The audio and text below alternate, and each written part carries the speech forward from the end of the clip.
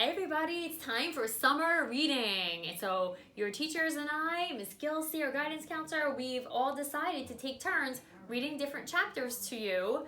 Mrs. Rayner and I worked on selecting the book for the summer, and this year's book for One School, One Book is The World According to Humphrey by Betty G. Burney. The World According to Humphrey.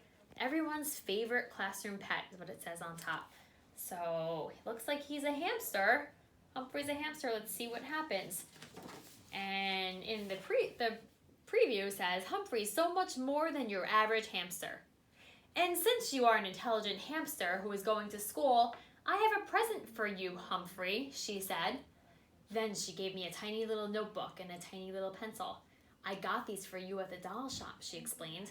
She tucked them behind my mirror where no one can see them except me. Of course, it might be a while before you learn to read and write, she continued, but you're smart and I know you'll catch on fast. Little did she know, I could always make out some words from my long, boring days at Pedorama. Words like chew toys, kibble, pooper scoopers. Remember, a hamster is grown up at about 5 weeks old. So if I could learn all the skills I need for life in 5 weeks, how long could it possibly take me to learn to read? I'll tell you, a week. Yep, in a week I could read and even write with the tiny pencil. Sounds like he's an amazing hamster. So moving on, that was the preview, and here we are, chapter 1. The Return of Mrs. Brisbane. Today was the worst day of my life. Miss Mack left room 26 of Longfellow School for good, and that's bad. Worse yet, Mrs. Brisbane came back. Until today, I didn't even know there was a Mrs. Brisbane. Lucky me. Now I want to know. Who was Miss Mack thinking? What was Miss Mack thinking? She must have known that soon she'd be leaving without me, and that Mrs. Brisbane would come back to my room 26 and I'd be stuck with her. I still love Miss Mack more than any human or hamster on earth, but what was she thinking? You can learn a lot about yourself by taking care of another species, she told me on the way home the day she got me. You'll teach those kids a thing or two. That's what she was thinking. I don't think she was thinking very clearly. I'm never going to squeak to her again. Of course, I'll probably never see her again because she's gone. Gone. Gone. But if she comes back, I'm not even going to look at her. I know that last sentence doesn't make sense. It's hard to make sense when your heart is broken. On the other hand, until Miss Mack arrived, I was going nowhere down at Pedorama. My days were spent sitting around, looking at a bunch of furry things in cages just like mine. We were treated all right. Regular meals, clean cages, music pipes all day. Over the music, Carl, the store clerk, would answer the phone. Open 9 to 9, 7 days a week, corner of 5th and Alder, next to the Dairy Maid. Back then, I feared I'd never see 5th and Alder, much less the Dairy Maid. Sometimes I'd see human eyes and noses, not always as clean as they should be, poking up against the glass. Nothing ever came of it. The children were excited to see me, but the parents usually had other ideas. Oh, come see the fishes, Cornelia. So colorful and so much easier to take care of than a hamster, Mama might say. Or, no, Norbert, they have the cutest little puppies over here. After all, a dog is a boy's best friend. So there we were. Hamsters, gerbils, mice, and guinea pigs. Not nearly as popular as the fish, cats, or dogs. I suspected that I'd be spinning my wheel at Pedorama forever. But once Miss Mack carried me out the door a short 6 weeks ago, my life changed fast. I saw 5th. I saw Alder. I saw the Dairy Maid with the statue of a cow and an apron outside. I was dozing when she first came to Pedorama, as I do during the day because hamsters are more active at night. Hello, a warm voice awakened me.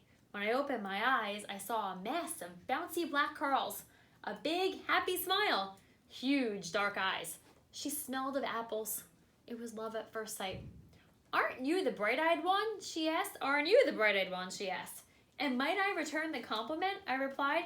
Of course it came out as squeak, squeak, squeak, as usual. Ms. Mack opened up her purse with the big pink and blue flowers on it. I'll take him, she told Carl. He's obviously the most intelligent and handsome hamster you have. Carl grunted. Then Miss Mack picked out a respectable cage. Okay, not the 3-story pagoda I'd had my eye on, but a nice cage.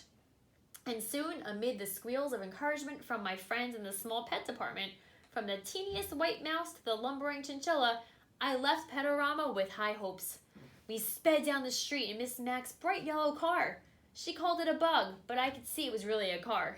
She carried my cage up the stairs to her apartment. We ate apples. We watched TV. She let me run around outside my cage. She gave me my very own name, Humphrey. And she told me all about room 26, where we'd be going the next morning. And since you are an intelligent hamster who is going to school, I have a present for you, Humphrey, she said. Then she gave me a tiny little notebook and a tiny little pencil. I got these for you at the doll shop, she explained. She tucked them behind my mirror where no one could see them except me. Of course, it might be a while before you learn to read and write, she continued, but you're smart, and I know you'll catch on fast. Little did she know I could already make out some words from my long, boring days at Petorama. Words like chew toys, kibble, pooper scoopers. Remember, a hamster is grown up at about 5 weeks old. So if I could learn all the skills I need for life in 5 weeks, how long could it possibly take to learn to read? I'll tell you, a week. Yep, in a week I could read and even write with a tiny pencil. In addition to schoolwork, I learned quite a bit about the other students in room 26, like lower your voice, AJ, and speak up, Saya, and wait for the bell, Garth, and Golden Miranda. Even after I found out her name is really Miranda Golden, I thought of her as Golden Miranda because of her long blonde hair. After all, I am a golden hamster. Yes, life in room 26 suited me well during the day. My cage had all the comforts a hamster could ever ask for. I had bars on the window to protect me from my enemies. I had a little sleeping house in one corner where no one can see or bother me. There was my wheel to spin on, of course, and a lovely pile of nesting material. My mirror came in handy to check my grooming and to hide my notebook. In one corner, I kept my food. The opposite corner was my bathroom area because hamsters like to keep their poo away from their food. Who doesn't? All my needs were taken care of in one convenient cage. At night, I went home from school with Ms. Mack and we watched TV or listened to music. Sometimes Miss Mack played her bongo drums. She made a tunnel on the floor so I could race and wiggle to my hamster's hearts till my hamster's heart's content. Oh, the memories of those 6 weeks with Morgan McNamara. That's her real name, but she told her students to call her Ms. Mack. That's how nice she was. Or was. On the weekends, Ms. Mack and I had all kinds of adventures. She put me in her shirt pocket right over her heart and took me with her to the laundry room. She had friends over and they laughed and made a fuss over me. She even took me for a bike ride once. I can still feel the wind in my fur. I didn't have an inkling until this morning of the unsqueakable thing she was about to do to me. On the way to work, she said, Humphrey, I hate to tell you, but this is my last day in room 26 and I'm going to miss you more than you'll ever know. What was she saying? I hung onto my wheel for dear life.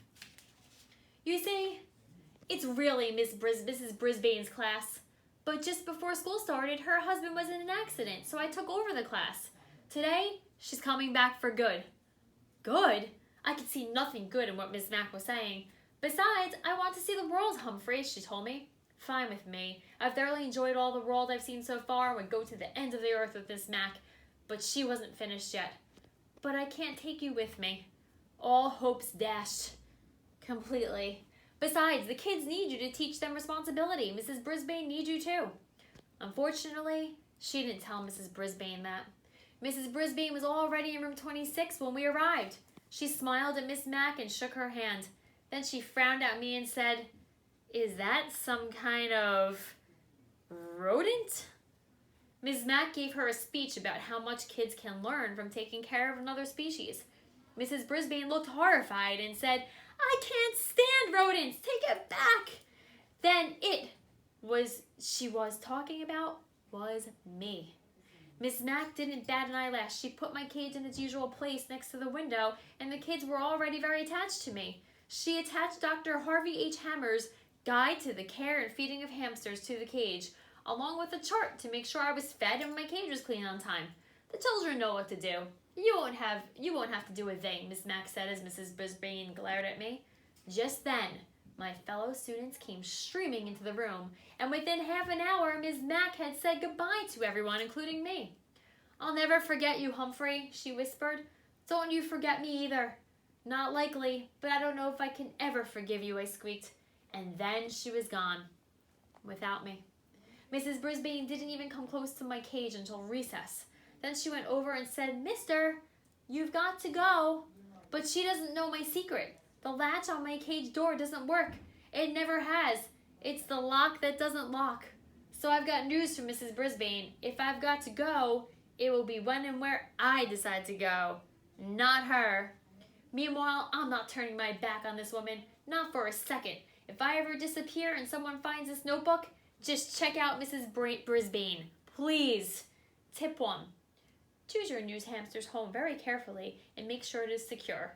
Hamsters are skillful escape artists, and once out of their cages, they are very difficult to find. Guide to the Care and Feeding of Hamsters by Dr. Harvey H. Hammer. That's the end of chapter 1.